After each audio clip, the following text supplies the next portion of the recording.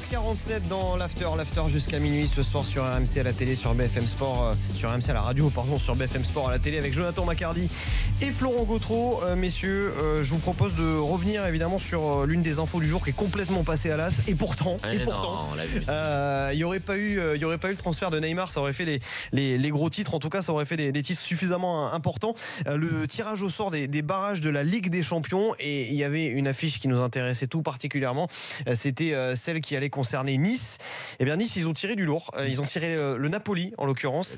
Match aller le 15 et 16 août, le 15 ou le 16 août à São Paulo, et retour le 22 ou le 23 août à l'Allianz Riviera. Je crois que c'est 16 et 22. Alors 16 et 22, d'accord, ok, très bien.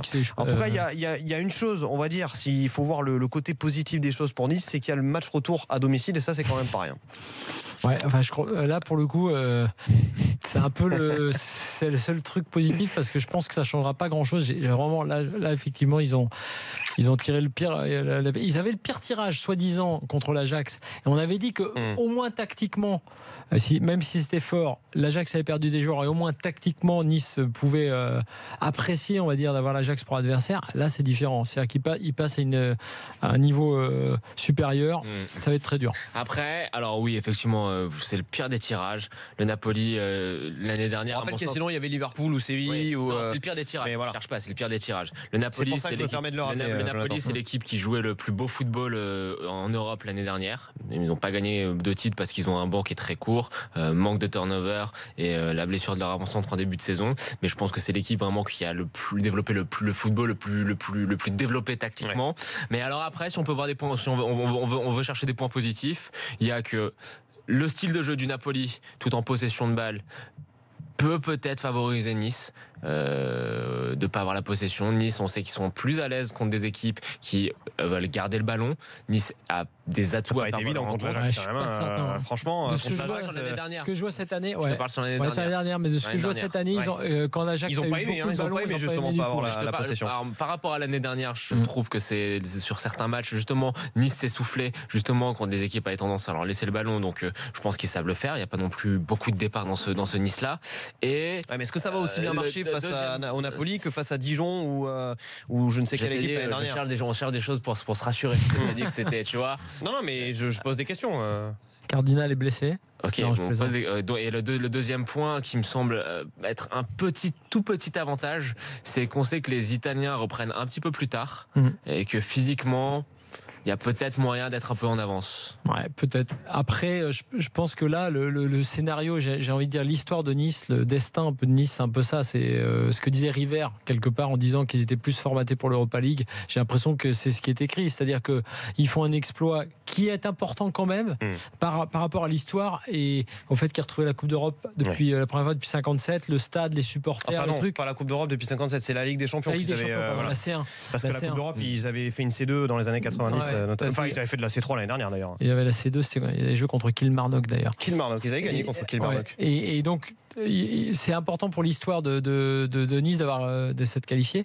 Après, de toute façon, on savait que ça allait être dur en barrage et je pense, bien sûr, tant mieux s'ils passent, mais je pense que franchement, l'Europa League sera mieux adapté à eux. Bon, on va demander à Laurent, supporter de l'OGC Nice, justement ce qu'il en pense de ce tirage du Napoli. Salut Laurent. Laurent. Bonsoir. Salut Laurent. Vous m'entendez bien ? On t'entend très très bien. On attend ton analyse après ce tirage au sort. Franchement, ça va être très difficile. Moi, je m'apprêtais en fait à pousser un petit coup de gueule après une supposée élimination contre l'Ajax, parce que je pensais qu'on passerait pas à l'Ajax, parce qu'on s'est quand même présenté avec un avant-centre qui n'avait pas joué depuis 6 mois et qui aurait pu d'ailleurs se reblesser parce qu'il est un petit peu fragile, Pléa.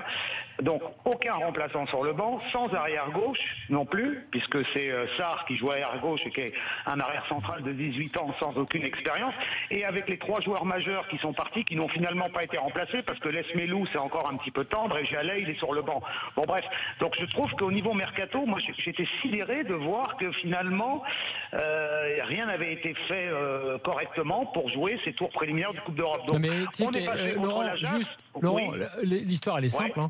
Le fait ce qui est majeur dans cette intersaison, ce qui durera peut-être pas, ou tant mieux si ça dure, c'est série. Parce que sans série, tu passes pas ce tour-là. en gros. C'est clair. Et donc ils ont gardé série.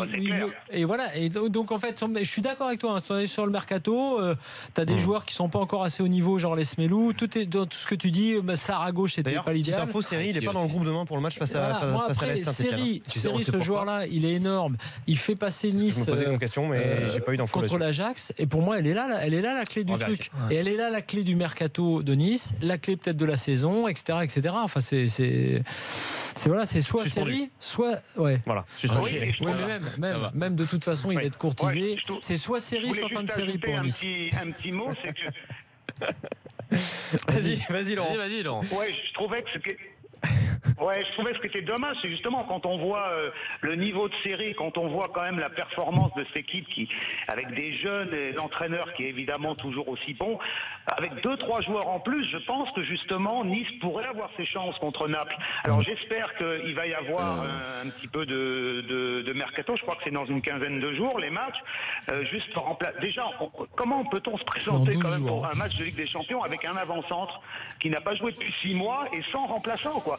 C'est dingue, parce que Le Bihan est blessé, Balotelli est blessé, donc je trouve quand même que c'est un peu léger. Donc même si Nice n'a pas un gros budget, voilà, j'espère qu'il y aura un petit effort de fait, parce que justement cette équipe de Nice, elle donne tellement de plaisir, je trouve qu'il faudrait l'aider un petit peu, voilà, au niveau du mercato, ça serait bien, quoi. Et surtout si jamais... C'est un tirage très difficile, ça c'est sûr. Hein, et si jamais par bonheur Nice passait ce tirage, vu l'indice, le coefficient UEFA, enfin l'indice UEFA du club, là derrière, t'es à peu près sûr.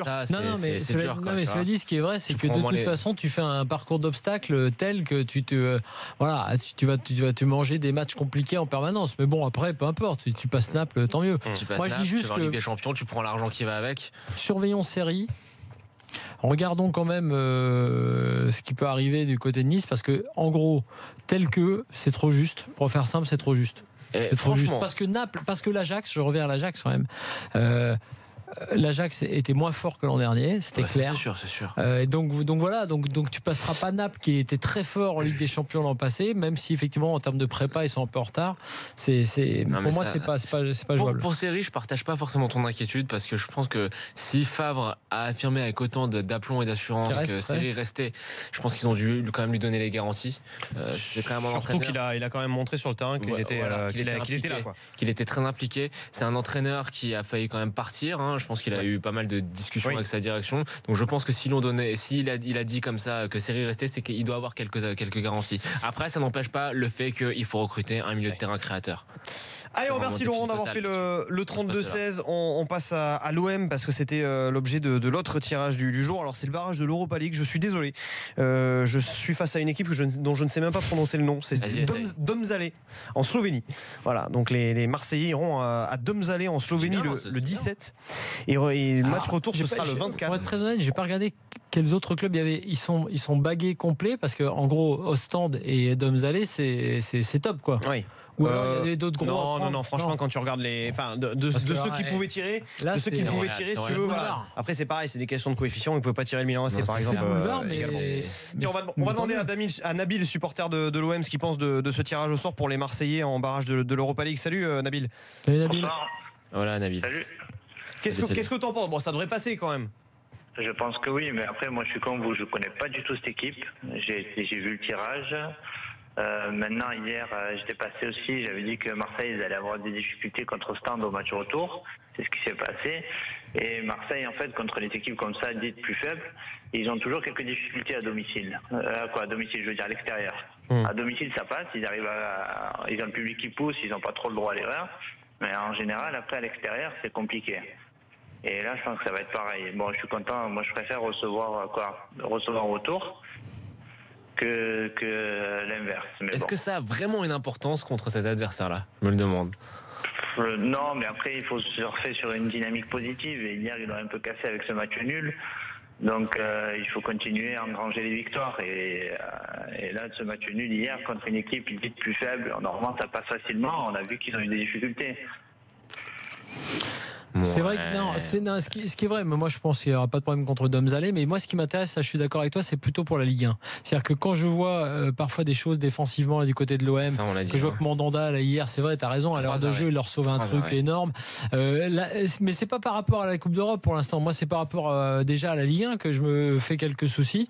Mais voilà, sinon pour revenir au tirage, moi je pense qu'il n'y aura pas de problème, et tant mieux d'ailleurs, parce que comme ça va nous faire un club en plus pour le coup on va dire dans la vraie compète, dans le vrai corps de compétition, quoi. Ouais, à défaut d'avoir Bordeaux qui pour le coup a été comme fantomatique face à Videoton. Mais tu l'avais annoncé toi d'ailleurs, quand on en discutait, parce que pas prêt surtout, c'est-à-dire que on me dit oui, ils ont joué 4 matchs, les autres ou 6 matchs, d'accord, mais ça tu sais que l'autre équipe va avoir joué 4 matchs. C'est pas pour ça que tu dois avoir plus d'ambition et plus de préparation qui doivent être dédiées à cette compétition là. C'est ça l'histoire. C'est une histoire en Bordeaux d'ailleurs, c'est une histoire d'ambition.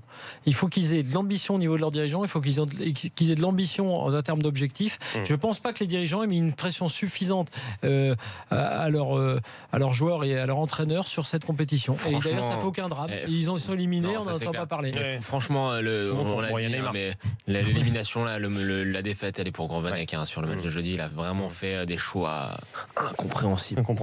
On remercie Nabil, supporter de l'OM, d'avoir fait le 32-16. L'after qui s'arrête là pour ce soir. L'after qui reviendra demain après les matchs du soir. PSG Amiens, évidemment, 17h15. Olympique Lyonnais, Strasbourg, 3 Rennes, Metz, Guingamp, Montpellier, Caen, Saint-Etienne-Nice. Que de belles affiches demain pour la reprise de la Ligue 1. Et puis je vous rappelle évidemment la victoire ce soir de Monaco face à Toulouse. Bonne soirée Florent, bonne soirée. Bonne nuit. Pas de rentrée pour Toulouse. Un petit peu, je peux le dire.